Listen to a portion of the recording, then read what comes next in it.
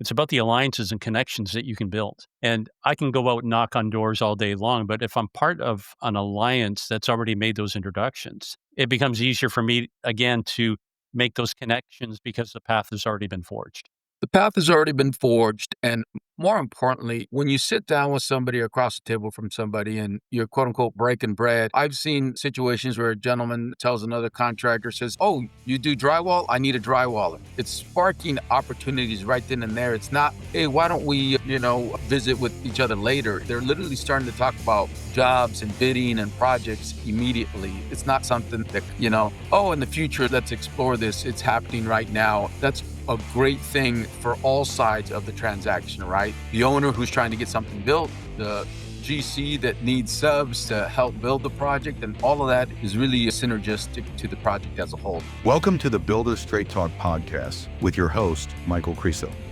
Get the unfiltered truth from the trenches of construction, real estate, and funding. This episode is made possible by our sponsor, Sound Capital, funding built for builders. Well, Sergio, I know there's a lot to talk about today. One of the topics is going to be the National Hispanic Construction Alliance, which I know is your baby, if you want to call it that. But prior to that, what is it that brought you into this field to begin with? Like, were you swinging hammers once upon a time? Were you in construction?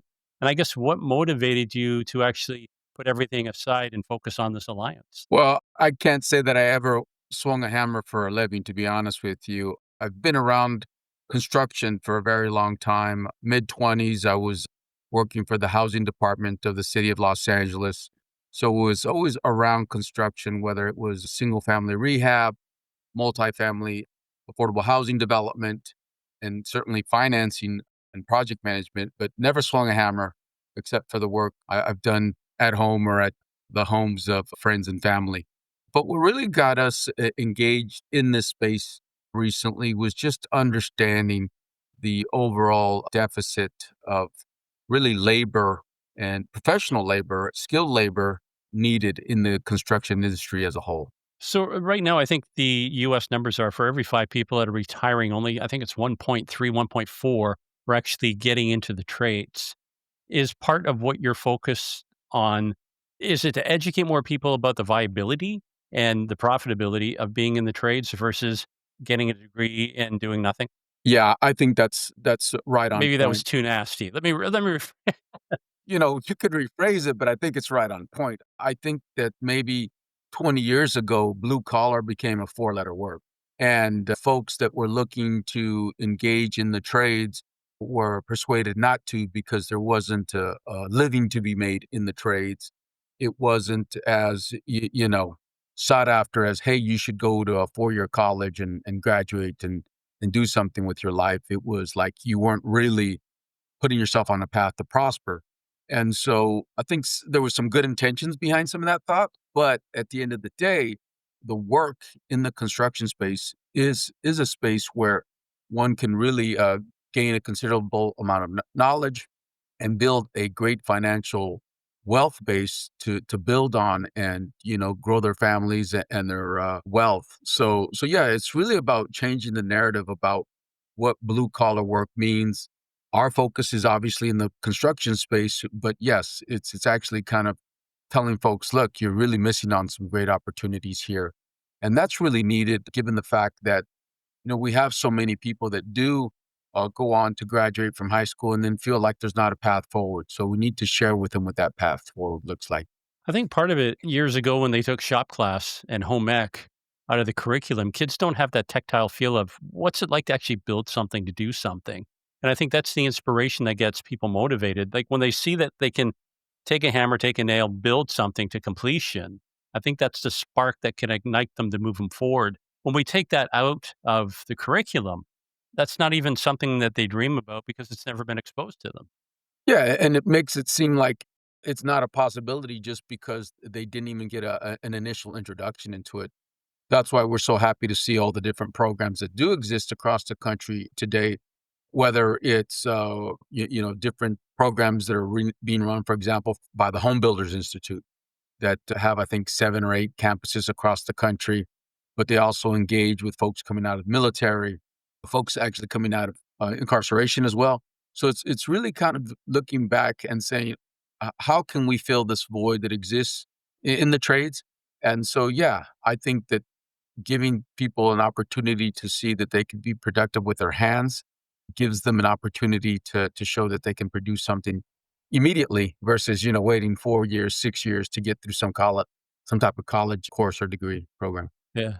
I think it's fascinating that you can literally step into a trade right now, do your apprenticeship, and then let's say within 2 years after that, you could be starting your own company, which is just phenomenal compared to, and again, I don't wanna beat up university degrees, but when you go to university and you have no forward path of what you want to do, you're taking a general arts degree, you're gonna be part of the mass unemployed that are sitting in the park feeding pigeons versus the guys that are repairing the parks to keep the infrastructure going. It just it's mind-boggling to me. Yeah, absolutely. I think that one of the things that we try to share with folks that come to us that are members of NHCA is we try to make sure that they're aware of, okay, yes, you could probably go flip burgers, at least in California, for 20 bucks an hour, but where does that take you 3 years out, 5 years out, right? What are you gonna progress into?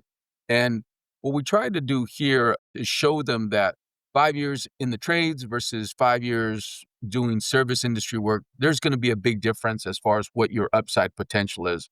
And so, yeah, you're right on point. It's making sure that these young people, and not even young people, it could be people just transitioning, right? Going from one industry to another, understand what the path forward is for them. And, there's a lot of things that we're doing at NHCA, both at the national and chapter level, but it's really about helping folks understand what that blueprint is for them personally. So we're excited about the work we're doing. Okay, so let's focus on the NHCA. What was that spark for you that made you think, there's a need, I need to apply myself to actually create this? What was that spark that motivated you to put this all together? And how's it going for you now? Well, so I think just to kind of reset that a little bit, it really started about 4 years ago. NAHREP, which is the National Association of Hispanic Real Estate Professionals, was having their annual conference in San Diego. And the co-founder of that organization, Gary Acosta, is really the person that kind of set the table. And so what happened that year is Home Depot was a national sponsor that particular year, and they'd asked that NAHREP at that point in time convene a roundtable with contractors because Home Depot wanted to learn what they could do better to engage with the Hispanic construction worker and contractor. And so at that point in time, Gary asked me to convene a group of 10, 15 contractors that would be willing to sit down with Home Depot and kind of discuss how to better serve this specific constituency. So I thought we were going to have a challenge getting that many folks to show up to a conference. I mean, after all, we want to swing hammers and be on site and, do that type of work, right? But I think what really sparked the movement is that we ended up having about 30, 40 people show up and really fill the room with Home Depot. And what that told us at the end of the day was there's an unmet need, there's a voice that's not being heard, and we need to do something to start to kind of help bridge that gap. On top of that, NAHREP's mission of sustainable Hispanic homeownership, the biggest challenge they're facing on the homeownership side isn't can we afford it, isn't do we have the right loan products? It's inventory. So we thought, okay, well, here's an opportunity to address two challenges. One is to potentially help build more inventory, and number two is to help build businesses and bring more people into the trades. So we thought that we're getting a two for one, so to speak, in that space. With respect to how we're doing, well, I think that we're effectively about 14, 15 months into the application of the business plan that we developed. And at this point in time, we're right about 2,500 members. We're in 8 different markets across the country. So I think we've grown quickly. We've grown strategically across the country.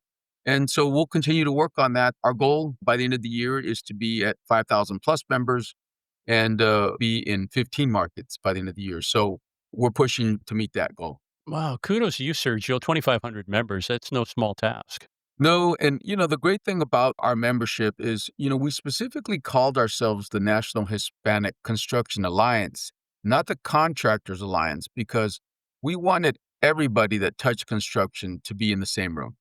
And the reason for that is that we didn't want to have to leave the room to go do business. We wanted to be in the same room to be able to do business so that we would have an architect in the same room with the engineer, with the contractor, with the insurance company, so that if we were looking at building a project or moving a project forward on behalf of one of our members or with one of our members, we'd all be in the same room and be able to do business together. Is part of the creed for the alliance to help your members, how do I say this, move forward, graduate, if you will? Let's say I'm a contractor, but I want to get into maybe starting my own company. I want to be a builder. Is there some kind of path forward? Is there a mastermind that you have in place? Tell me more about that. Yes. So I would say that there's a plan in place. I won't say that it's fully expressed in what we're doing. And the reason for that is because, what I found is when people come to us and they ask for help or they're looking for help, it's almost like being in an emergency room and it's a triage because every single contractor is in a different space in the industry. So, for example, Michael, there'll be some folks that I've spoken to and they're not even licensed. And it's like, well, why aren't you licensed? And so we sit down, we talk to them, and they start getting through the licensing process. Even though they've been working, in the space for quite a few years, they haven't passed that first hurdle. We've got folks that are fully licensed, but don't have the right business practices. So they don't have a business banking account. They're not filing taxes. They're not insured. They're not bonded. So we need to work with them and make sure that we're helping them understand how and the importance of doing those things in order for them to take on more opportunities. And so, yes, we're literally sitting with people, we're seeing where their businesses are at, and then we're identifying opportunities. I'll give you a perfect example of that. There's a group out there that we're working with right now called Elements Hospitality. They're one of the big hotel remodelers across the country. And we're helping them source subcontractors that meet those very criteria that I just laid out: licensed, bonded, insured, and able to perform.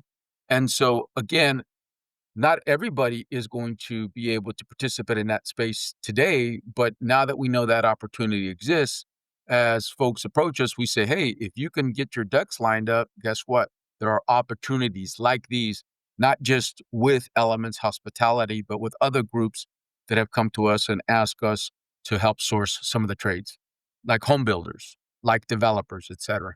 So it sounds as this moves forward and evolves, you're almost becoming an opportunity center, being able to provide me different pathways that I can pursue. So I'm not just stuck doing one thing. There's a whole host of possibilities for me if I'm part of the alliance. I think helping you understand all of the opportunities that do exist is probably one of the biggest takeaways of being part of the organization, because that really happens at the local chapter level. From a national perspective, the team that runs the national group can tell you things, but business is local, right? And so when you start engaging with that local chapter, the local president, the local board, you get to see kind of all of the pathways that you could take. For example, the Los Angeles chapter had an event, I think about 6 weeks ago in Pasadena, California, and it was all about helping fire recovery victims here in the greater Los Angeles area. And again, it was exposing some of these smaller contractors, some of these subs to understand how they create these business networks and these pathways to doing business in that specific space. Turn around, we have meetings in Nashville, Tennessee, and in Nashville, Tennessee, we're talking about, okay, well, what does it take to engage with some of the bigger builders that are working on some of the downtown projects? So it's market by market, it's different, but these same opportunities tend to percolate up because the need for the trade worker is so great. There's a nugget there, like a gold nugget that you just mentioned ever so subtly. It's about the alliances and connections that you can build. And I can go out and knock on doors all day long, but if I'm part of an alliance that's already made those introductions, it becomes easier for me again to make those connections because the path has already been forged. The path has already been forged. And, more importantly, it's when you sit down with somebody across the table from somebody and, you're quote unquote breaking bread. I've seen situations where a gentleman tells another contractor, says, hey, oh, you do drywall? I need a drywaller. It's sparking opportunities right then and there. It's not, hey, why don't we, visit with each other later. They're literally starting to talk about jobs and bidding and projects immediately. It's not something that oh, in the future let's explore this. It's happening right now. That's a great thing for all sides of the transaction, right? The owner who's trying to get something built, the GC that needs subs to help build the project, and all of that is really synergistic to the project as a whole. So we're excited about that. One of the things that we're doing this September is at our conference here in San Diego, NHCA at Avance. We're actually having a series of classes called Build the Builder, where we're trying to take our construction worker and contractor to move from just being contractor to moving into the development space. And so we have a series of like 6 classes that'll be offered over a 2-day period. But this is just an example, Michael, of some of the work we're trying to do that's not, typical of the industry. We want you to not only think about swinging a hammer, building your business, but we want you to build a development going forward. Yeah, it's a powerful way to do it because when you see your peers are the ones that are actually teaching, and that mindset becomes, if Sergio can do it, I can do it too, because you've showed that it's possible, right? And I would think that within the network then, or the alliance, sorry, that you would have a camaraderie of people supporting one another to help them achieve those goals. So I think part of this with any alliance or any group is the mindset has to be you're leading with the giving hand. It's not you joining and saying, what can I get out of this? It's what can I contribute? And through that contribution that you're making to grow the alliance, there's so much that comes back to you. Is that fair to say, Sergio? Yeah, absolutely. There's a saying that we use, it's doing well by doing good. And it's amazing that if you worry about everyone, then you're going to be okay as well, right? And so that's really kind of our unofficial model, right? If we're doing good and it means we're going to do well at the end of the day. And so we've got a lot of different things we're working on. Not only kind of this conference is coming up, but we've got our NHCA Development Coalition where we actually have contractors come and pitch deals to one another. They put out opportunities to bid things. And so again, it's building that network. And one of the things I do want to make sure I say is our network is open to everybody. You don't have to be able to roll your R's to work with us at the end of the day. It's important for us to understand that we want to be as engaging to the entire industry as possible because that's what it takes to really move forward. Forgive me if I ask this question wrong, and talk to me like I'm 6 years old here, but you have an Hispanic construction alliance. Is it fair to say you could have an Italian alliance, a Russian alliance, Polish? Like, if you have all these different alliances, does that in essence kind of splinter the overarching construction community?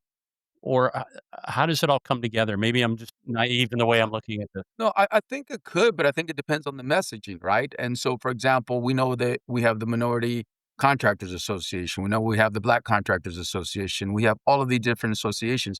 But if the messaging from the top is, hey, we want to include everybody in our discussion, but we know that, for example, Hispanics have a specific need that needs to be addressed in order for them to prosper. Let's get you to understand why you need to be insured and bonded.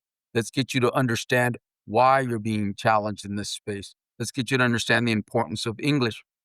All of those things are about building the industry as a whole, not just this segment.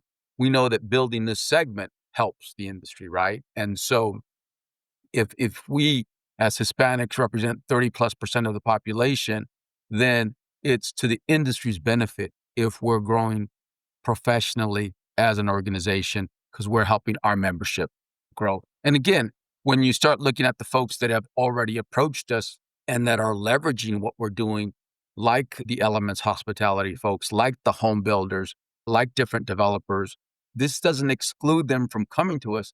They actually feel more welcome because they understand that we're trying to connect the dots that enable them to build the projects that they're building. Sergio, I want to come back to the approach in a second. I think in pictures, maybe a better way to say this is I've got a club all about Mustangs, the Ford Mustang. And when we get together, that's what we're going to focus on, carburetors, vintage, everything that's involving Mustangs. Now, you don't have to own one to be a part of our club. Is that fair? That's very fair. You don't have to own one. You can just have a love of cars, right? To show up to those shows and you can appreciate that. And maybe you're a Camaro guy, right? But you appreciate the muscle car space. And so if you're to look at our boards, and they consist of men and women, they consist of folks that are Hispanic, non-Hispanic. That's not our issue. Our issue is, are we putting the right resources, the right tools in front of our membership to help them prosper in the space? And again, our focus is the Hispanic, but that's because they really haven't had a space where they can go to and make sure that they understand or acquire the business acumen necessary to thrive. And so, how do they acquire that, Michael? It's not by talking to a bunch of other people that have struggled with that, right? It's about, doing this cross pollination with other entities, other individuals, other folks in the space that bring that knowledge to us. And so on our Nashville board, for example, the National Roofing Contractors Association, one of their employees sits on that board. Again, they realize they got to cross pollinate into that space. We have contractors all across our boards as well. So it's really gratifying to see the amount of participation we have at the board level, not just with contractors, but even, project managers, engineers, architects, understanding that this construction ecosystem is much greater than just swinging a hammer is probably one of the things that's most satisfying with the work that we're doing at NHCA. The cross pollination part is so crucial because you learn it's almost like bees coming back to the hive. They've gone to all these different fields and they bring everything back to the hive where it's processed. And the same thing here.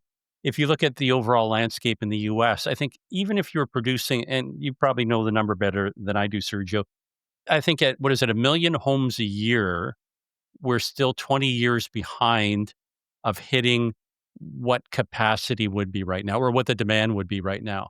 And then on top of that, when you have an aging workforce and not enough people coming in, organizations like what you're putting together, I think are crucial for the survival of the industry, let alone people having a roof over their head. Well, that's absolutely true. I think that, when we look at the space, and Michael, I don't know if you had a chance to look at our report, to the State of Hispanics and Construction report that we released earlier in the year. Construction is one of the spaces that actually is losing efficiency, right? And some of that has to do with changes in construction requirements and practices. Some of that has to do with the lack of folks coming into the trades, right? And so some of those skill sets aren't being passed along. And some of that is just technology. So absolutely, there's a housing shortage, continue to grow unless we proactively do what folks in this space are doing, and that's trying to increase the participation in the trades. But there's also obviously got to be some type of tech advances that help us construct a little faster and more efficiently. So we're excited about, some of the stuff that we're seeing in that space as well. But again, it's not something that's been integrated just yet, but it's certainly being developed. Over the past month, I've done several interviews with builders that are doing 3D printing, they're doing modular homes. It seems that we're in this era right now where all the technology is converging and there's going to be some exciting new developments in how construction is done. And it's really exciting to be on the forefront and watching all this unfold. Yeah, and we're looking forward to it. Obviously, I don't think that there's a magic bullet. I think that those two specifically will help. That they're not going to completely fill the space, but anything that we can do to continue to build more housing and also commercial construction as well. Anything that we can do to kind of improve efficiency helps us improve the space as a whole. Can we talk about the report a bit that you commissioned, Sergio? And with your permission, we'll post a link in the show notes so people can download it. What would be some of the pertinent highlights from that? When I think about the big highlights, I think about just number one, the ongoing shortage that we see in the space, right? I think that the report highlights that when we're looking at the trades, I think the figure was 400,000 plus shortage in unfilled jobs that are needed in the trades. I think that that's one of the big ones. From our own perspective, I think that one of the things that's important is that although Hispanics make up 30+% of the trades, we're only about, half of that in management and leadership. So we're talking about 14, 15% presence in leadership. And I think that that's important for us to take a look at and to try to address. Why is that? Because as we continue to grow in the industry, then we're going to have a gap in leadership, right? If you're leadership does not reflect kind of what your population is, then it means we're not going to be able to do the right things going forward and keep good business practices in place. So that's an important piece to us.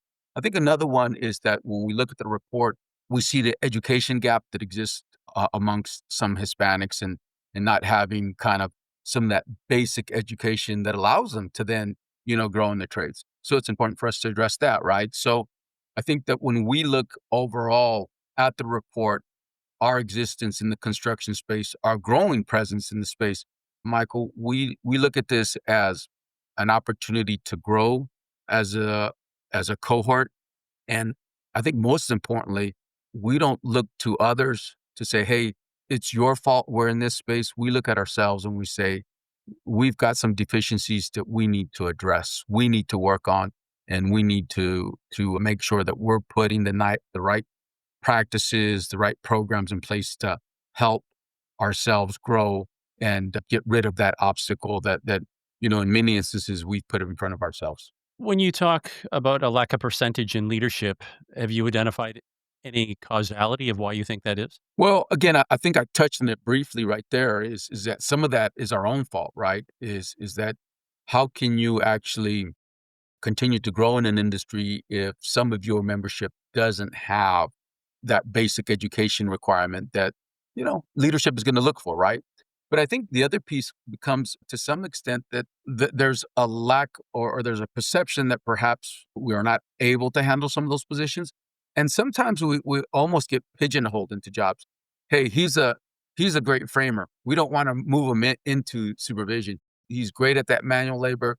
We don't want to move him. Or he's great at drywalling. Let's not move him. Let's just have him, stay there because he or she are continuing to prosper in that space. And so I think sometimes it becomes a little bit of a selfish thing. Let's keep them there. That's where we need them the most. But I don't want to put too much on that. I think that we as a group want people to identify whether or not there's an opportunity to grow, where they want to see themselves grow, and then give them the tools to grow if that's what they aspire to do. Do you think there's another element to this that if you want the advancement, if you want the position, you have to actually stand up and ask for it? Because what you're saying, there's a strong parity to be made about, well, why are women paid less than men? And that myth has been debunked 1,000 times because it's not just one element. It's not wage versus sex. It's men are willing to work at riskier jobs. They're willing to relocate. They're willing to do the tough jobs. They're willing to work the hours. They're not tied down to 5 days a week. If they have to work 7, they'll do it. So there are so many more factors, and the nuance is huge.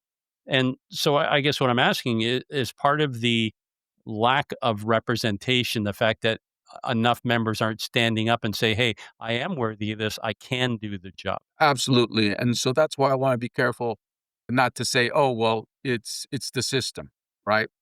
I think there's certainly some of it that exists there, but I think that Hispanic workers sometimes get the sense I'm doing great at my job. I enjoy doing what I'm doing, and I don't want any additional responsibility. I don't want any additional things that I might need to do. I'm fine where I'm at. I'm enjoying what I'm doing, right? And that's great. But sometimes it's just a lack of not raising your hand and saying, "Hey, I'd like to be a crew leader," or maybe they just don't know what those skill sets are that they need to acquire, right? And so again, we at least want them to be asking the question of themselves so that they can think, okay, well, yes, I could take a step forward here in my career. I could provide more for my family, et cetera, et cetera. One of the things that we did earlier, late last year, actually, is we had an agreement with VDCI, which is a virtual learning platform, and they translated bidding and estimating and blueprint reading for us into Spanish. So, Michael, there's an example where we're putting a tool and resource in front of our members to say, hey, if you want to take that next step forward in your career, well, here's a couple of resources that you may have been missing because number one, you were never trained that way, or maybe you just weren't aware that these resources existed. So let's put this in front of you. So again, I think it's a two-way street, right? It's number one, we should be asking, but I think also a good owner, a good construction company owner will recognize the assets that a particular worker brings. And maybe he or she should be proactive and say, hey, Sergio, you know what? Yeah, I think that you could be, foreman. I think you could be supervisor. And maybe they should also proactively come back and, propose something to close the learning gap. But I also don't want to miss that there's a language barrier in a lot of instances as well. And so maybe, Michael, they're not asking, where's my opportunity, because they fear that that language barrier is too great for them to kind of get over. So all of these things are things to work on. Yeah, and identify. I think there's another crucial point you just mentioned there, that the fact that you've got 30,000 members, or that the construction industry represent 30%, sorry, are Hispanic, that gives you a bit of muscle to flex. And perfect examples here, they were willing to create a app and translate it into Spanish. I mean, that's phenomenal, and I think that's part of your alliance is able to do the same thing. We talked about opportunity at the beginning. Through your alliance, you're able to open up these doors that your members would have never even knew existed. Yeah, it certainly, I think, enables them to think a little bigger as far as what they're doing on a day-to-day basis from a business standpoint. In September here at the conference, we're also going to have a panel that's going to include a couple of the bigger GCs, and they're going to come in and they're going to talk about what it takes to become a sub for some of these bigger GCs. Again, you don't have to go that route, but at least you need to understand what that route looks like, right? And so it's okay if you want to continue to build single family homes and do remodels, and that's a great space to be in. But if you aspired to do other things or work in other spaces, what we want you to do is at least know what that path looks like. We have another panel that's going to be in place that's going to talk about government contracting, how to take on government contracting opportunities. Again, so about setting the right business foundation in order to move into that space. And so they'll be hearing from professionals about that space. And so at the end of the day, if you don't know how to get into some of these different business opportunities, that's usually your biggest challenge, right? Is not knowing, because if you don't know, then you don't even see that as an opportunity. Yeah, it's that rabbit hole of not knowing what you don't know that you don't know, right? That's the trap for sure. You've subtly mentioned the conference, right? Ever so slyly in the background. How about we pull back the curtain and tell us all about what's coming up and what to expect? Well, one of the things that I think I mentioned early on is that the spark that lit the fuse for this organization was NAHREP, the National Association of Hispanic Real Estate Professionals. They're celebrating their 25th year in existence this year. And so they've added a construction component to their real estate conference, because it turns out you can't do construction without real estate, and you really can't do real estate without construction at the end of the day. And so we now have a construction track at the conference in San Diego, which runs September 18th through the 21st. And, we're going to have 10 different tracks at this conference. Six of those tracks, as I mentioned, are going to be part of our Build the Builder, a series focused on site selection, bidding, project management, and the fourth one escapes me at the moment. But then we're also going to have a couple of sessions that are focused on introduction to blueprint reading. We're going to have the big GCs come in and talk to our group about what it takes to work with them. Elements Hospitality is going to be doing a little bit of a presentation as well. So again, one component is focused on moving our contractors into being developers, and another component is moving our contractors into working bigger jobs, right? And so we think it's going to be a great event, where I think the first 2 days are going to be the most important. But hey, it's San Diego in September. I don't know that we could have picked a better geographic location to have a conference in. We're anticipating for the entire conference somewhere around 5,000 to 7,000 participants in both the real estate and the construction side. And, again, excited about what we're doing. I guess the last thing I would add to that is, we're so committed to the space that we actually have a special registration rate for folks that are students and or new apprentices. So typically registration for the event, I think, is $4.99 for the 4 days. And for students and apprentices, we have a $99 rate, because we want to get them there. It's important. Again, exposure is everything. So we're working with some of the local trade schools. We're working with a couple of colleges that have construction related degrees to share with them this opportunity to help grow the hive, so to speak, right? And get more folks involved. And so again, that's this September. Is there a special podcaster rate for those that wanna come out and support you? A special podcast. All right. We can certainly work something out. I can tell you this much is that we know we're building the space, right? It's something that's needed. I've got a few sponsors that, we've encouraged to come out, and I would encourage you to come out. We'll certainly comp your registration, Michael, because I think that having you there will be worth, 20 of these podcasts from my standpoint, because having you see the folks that are engaging in our leadership, having you see the diversity, the focus of these folks, and kind of the different branches that they want to spread out to will make you realize that, yeah, there's Hispanic in the title of this organization, but it's really about building the entire ecosystem. And this is just kind of the branch that we're, trimming and making sure it grows in the right direction and helps to benefit the entire structure. If you've got links that you can share, Sergio, I'll be sure to put them into the show notes. So the report that you commissioned also for the event, we'll put that in. Something that you just mentioned there, sponsorship. So how do potential sponsors reach out to you? And what is it ideally that you're looking for in a sponsor? First of all, sponsors can reach out to me directly if they go to nhca.pro. You know, our contact information is there. Of course, feel free to email me and call me. Michael, feel free to make that information available to your members if they want to reach out. Our ideal sponsor, though, again, is as diverse as the construction industry, right? Without saying any names because we're in discussions, there are manufacturers of construction clothing that have reached out to us and have engaged us, right? Is that a good sponsor for us? Absolutely. Turns out that we need safety equipment, boots, and construction belts, to do the work we're doing. So, a great sponsor that wants to put their product in front of our members and wants to support what we're doing. We have, for example, home builders. Well, turns out home builders need labor, right, to help build their homes. Again, great opportunity for our members to find jobs, whether it's at the individual level, hey, I want to get onto someone's crew, or whether it's getting some of these subs to be able to bid some of those electrical, plumbing, and roofing jobs. Great opportunity there. Construction supplies and products, turns out that we need lumber in a lot of instances, right, to build what we're building. So I think that each space within the industry, Michael sees the synergy that exists there. Insurance, construction insurance. We're in discussions with a couple of companies on that front too.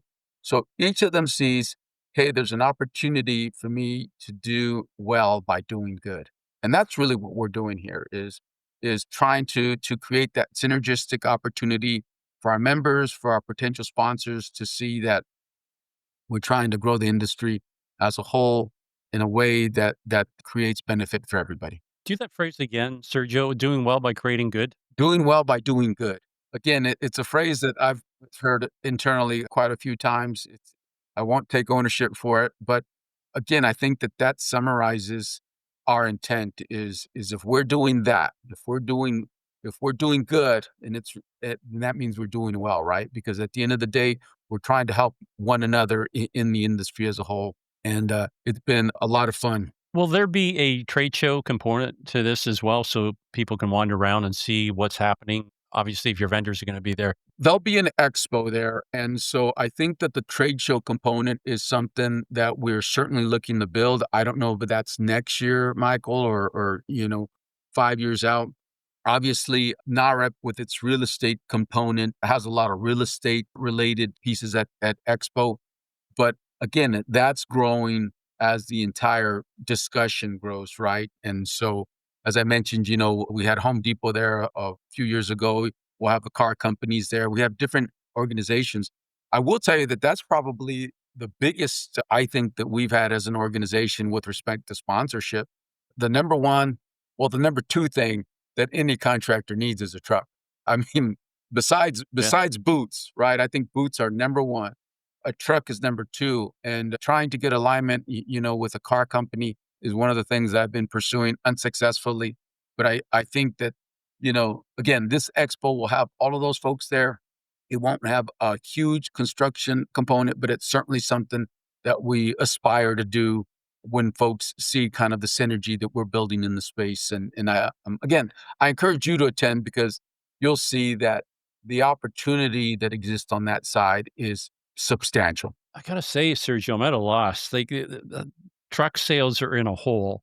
A lot of that had to do with overcharging during COVID and stuff right now. So, as they say, the chickens have come home to roost. You would think Ford or GM would be all over you guys, not only to promote their trucks, but an all-in-one solution. Hey, we brought in our own in-house financing. So if you're at the show, you're going to get a special interest rate. Here's a package on a truck. Like, It's a what's no-brainer. the It's polite way of saying moron for not being there? Yeah, really, Yeah. right? 5,000 potential people, of that maybe what, 5%? Yeah, come on, there's at least 200 people there that would buy a truck that day. Man, I'm at a loss. And I think what we're missing here is, your sphere of influence, right? If you've got a contractor that's showing up, right? Let's just say on average he has 5 to 10 workers. You're not just missing that contract, you're missing those 5 to 10 workers that he or she employs. It is a little bit of a head scratcher sometimes when I think about some of the opportunities that exist and some of the challenges we have. But I also think that, they continue to almost wait for us to continue to build it, to get that momentum that becomes almost undeniable, that they have to kind of talk to or address, right? And I can tell you, in January of last year, 2024, when I started approaching folks and talking about sponsorship, first question they asked me was how many members and how many chapters? Well, in January of 2024, it was 0 chapters and 0 members, minus in-house folks, right? The conversation started to change, 12 months later when we now could say, hey, we're actually at, 8 chapters. We're actually at 2,000 members. And so the conversations have started to percolate up. But again, I think that one of the things that makes us unique in the space is that we're not a new nonprofit that is building a new platform.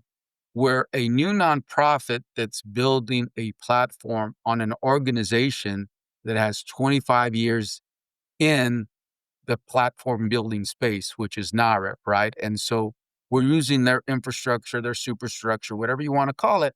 And we've already been able to build these 8 chapters in a little bit over a year. That's kind of unheard of for a nonprofit to be able to do that. But again, I think that that might be some of the disconnect, right? Is as they look at us, they're like, well, okay, well, how exactly are they doing this? And so we'll continue to push forward. We know that once we get a face to face and a sit down with folks, is it almost becomes like, well, why didn't we engage you guys 6 months ago or 3 months ago? And we hope we get to see more of that as we move through the balance of this year. Because that's the other thing, right? Let's talk about that. We've got this challenge right now with diversity, equity, and inclusion across the country. Well, at the end of the day, we look at this as business development. We don't put those 3 letters on what we're doing. We call this business development. At the end of the day, do you want to increase the number of customers? Do you want to increase the amount of sales? Do you want to increase your execution in the construction space? If we can help you with those 3 things, then we don't really need to be talking about anything else except that. I know. You don't want me getting into that conversation, Sergio, because if you rearrange the letters, it spells DIE, which is die. This whole thing about diversity, equity, inclusion, the focus should be on meritocracy. How good are you at what you do? What do you bring to the table? That's who I want. I Uh-huh. don't care if it's a woman, a gorilla. Can you do the job? Can you do it well? Can you inspire my people to do better? That's what I'm Absolutely. looking for. And Absolutely. this thing that it's been a folly that's meant to divide the country, to divide people, to turn on one another, because as they're focused on all this internal squabbling over nothing, we don't see what's happening behind the scenes. So don't get me going, man. Don't get me going. The focus should be how do we come together? And that's why I sort of asked you that question at the beginning. If we have all these different splinters, different factions, if you will, Hispanic, Irish, whatever. But you explained it so well that it doesn't matter. We're all coming together to build Yeah. It's not, it's building a country. It's not an organization. We're building homes so people have a roof over their head, and it doesn't matter what group's doing it. We're coming together so what's that expression? All boats rise Yeah. and fall with the tide, A right? rising tide lifts all Exactly the boats. same thing. Yeah. So if you're helping to raise the benchmark, so your people are getting better at what they do, that gets inspires other people to get better at what they do. Everybody wins.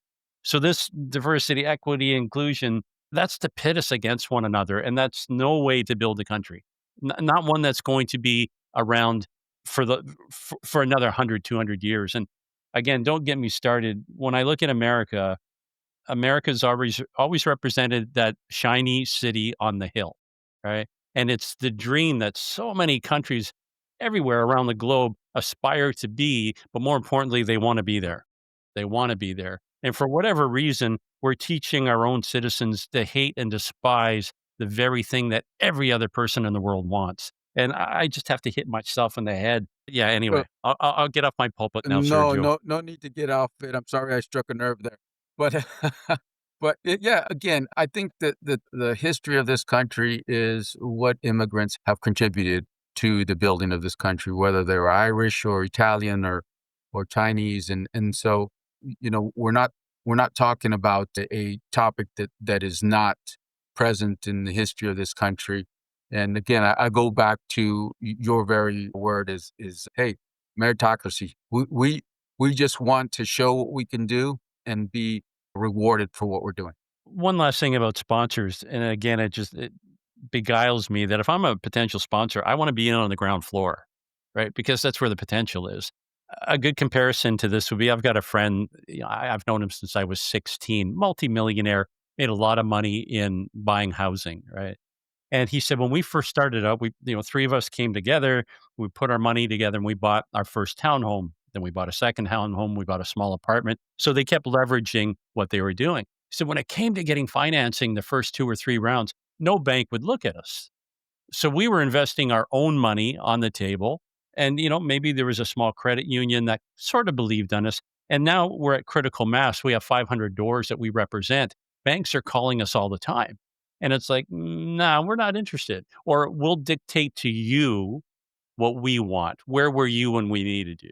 And that's when I look at your organization, it's the same thing. Man, you want to get in as a sponsor, maybe you should sign me up to do your sales. You want to get in on the ground floor and help grow the organization so you actually become part of the DNA and you're a trusted element as the organization grows. I think that's absolutely true. I've told people, look, I don't need you when you need me. I need you now because I already know where we're going, right? And so let's have that discussion. I will say that I have a long memory for people that don't fully think through kind of what we're building. But again, I'm confident that we're going to continue to build, we're going to continue to grow. And I think that as we do that, more and more organizations, more and more entities are going to decide to work with us. Again, we've put together our national board. We installed that national board just over 30 days ago in Washington, D.C., at a great event at the University Club. We're putting together our what we call our, it's not a corporate board of governors, but it's a board that is going to really be all of our sponsors coming together and meeting as a group. Because again, the cross pollination, Michael, isn't just between us and the organization; it's between those organizations to do work together as well. And so, if you've got a big hotel remodeler that's part of your group, guess what? They have a lot of flooring and paint and other needs that need to be met as part of their business structure. So if we're connecting these other groups within the industry, that's good for everybody, right? And so again, we'll build it, Michael, and we'll continue to identify and try to source sponsorships. But again, we've got some traction, hoping to increase that traction. Anybody that's interested in having a more in-depth discussion on what we're doing across our execution, I welcome that conversation. One of the things that I didn't touch on is everything we do, we're doing through what we call academies, Michael. And so we have our Trade Workers Academy, we have our Construction Management Academy, and we have our Community Development Academy. Obviously, those aren't brick and mortar, but what those three silos kind of hold are context, curriculum, and content for each of those three topics. And so one focuses in on the trade worker, the other focuses in on the contractor, and the third one on the developer. And so we aggregate all that in those different silos so that when folks approach us on how do I benefit from aligning with NHCA, we know which silo they're targeting or which silo they're currently in. And maybe it's how do I grow from silo A to silo B. Again, we're only 18 months into this. September will mark the anniversary, our second year anniversary of when we were announced, not when we were launched, but when we were announced, right? And so I think we've done a lot of great work in a short time period, and we're excited about what the future looks like. So, Sergio, one of the things that I wanted to ask you was tell me more about the 5 pillars that your association has. So the five key pillars, capacity building, access to capital, networking, community empowerment, and advocacy are what we've kind of built the entire organization around. A lot of what I've discussed already during this discussion is around capacity building because it's so important to make sure that we understand the path forward. Access to capital, which is one of the pillars or the second pillar, is important to us because we haven't been able to grow our businesses in a lot of instances because of access to capital. And again, that's because we didn't have some of those basic skill sets or those basic knowledge points that we needed to have in space in order to qualify for capital resources. So again, that's important to us. Networking, which is a third pillar. We've got to get more people in the same room. And I've said that earlier today in our discussion. And that really is about creating that synergy with each other, amongst ourselves, et cetera. We can't do some of the basic things that we need to do if we don't believe we can do them. And so that networking allows us to kind of mentor one another, and that's important. And that's also part of the community empowerment, right? If I'm able to see that, hey, Michael was able to get a city contract or a county contract, well, guess what? I want to go advocate from a community empowerment standpoint to make sure that I understand what that process looks like at the local level. And then advocacy, again, this is important for us right now at this point in time because we see the challenges with respect to the labor workforce. And then we see kind of some of the immigration enforcement practices. So we have to advocate from a business standpoint. No one disagrees with securing the border. No one disagrees with getting rid of violent criminals. Where we have a disagreement is getting rid of hardworking people that are contributing to the economy. And so we're chopping off our nose to spite our face in these instances. In that respect, we want to advocate for making sure that we have responsible immigration reform. I know that ABIC, the American Business Immigration Coalition, is advocating specifically for that in both hospitality and agriculture, but also in construction. So we want to advocate on behalf of our industry. And I won't even say our members because I can't even tell you what percentage of our members may or may not, be faced with that issue. But what we do know is that our contractors are being impacted by that because of short crews or crews not showing up, et cetera, et cetera. So again, those five key pillars kind of form the basis for what we want to do going forward as an organization. And we think they create a great foundation for what we're building to assist the industry as a whole. If I could amass the entire building community right now, all the builders, contractors, they're sitting in a room and they're looking at you and you've got the microphone. What's the message that you'd want to leave them about the future of construction, but speaking through the lens of your alliance? Well, the future of construction, I would say that the message I would want to convey to them is almost one that you shared earlier, and that's we want to be part of the business of construction. And I think that you said, does that construction worker aspire and does he ask for that opportunity, right? And I think that maybe as a cohort within the construction industry, we need to ask for the opportunity in front of a crowd like that and say, we're here. We represent a substantial portion of the labor. We're going to be growing as a percentage of the overall construction labor. Help us become better positioned, better prepared to take on greater roles. Yeah, absolutely. And then part of that is by helping them, they're helping The contractor, they're helping the business get better at what they do and stronger, more profitable at what they do Yeah, as well. absolutely. I think that that goes back to the one of the points I was making earlier. If we're just labor and not leadership, then your leadership is going to have a deficit in the future, right? Think about that. If the Hispanic construction workforce grows to 50% in 15 to 20 years, as has been projected by some, and we still represent 15% of leadership, that means you have a big gap in leadership, right? And so again, we just gotta be cognizant of those issues, but look at them as opportunities to grow as an industry. Sergio, anything that we didn't cover that you want to touch on? Boy, no, I think that we hit all of the big points that we need to address. This is an organization that's growing. It's an opportunity that's growing. And again, I think that this is very grassroots for me and for us, and I think for the industry as a whole. We really want to do whatever we can irrespective of color, to put, more folks into the trades and create more opportunities. Doing that benefits our neighborhoods, our cities, our states, our country. And so let's continue to look at ways to work more cohesively with each other, identifies opportunities to leverage amongst one another, and again, doing well by doing good. Sergio, where can they find out more about you and the Alliance? So they can reach out to us at nhca.pro. They can, contact us there. There's a contact link there. All of those emails come directly to me, believe it or not. So I actually do go through them and I make calls. It's probably one of the things I do at the beginning of every morning is look what's come in through that. Vision at nhca.pro is the email that gets hit through that link. So again, vision at nhca.pro. If you just want to go straight to dropping me an email, you can reach out directly to me there. My personal email address is sbarajas@nhca.pro, and that's SBARAJAS at NHCA.pro.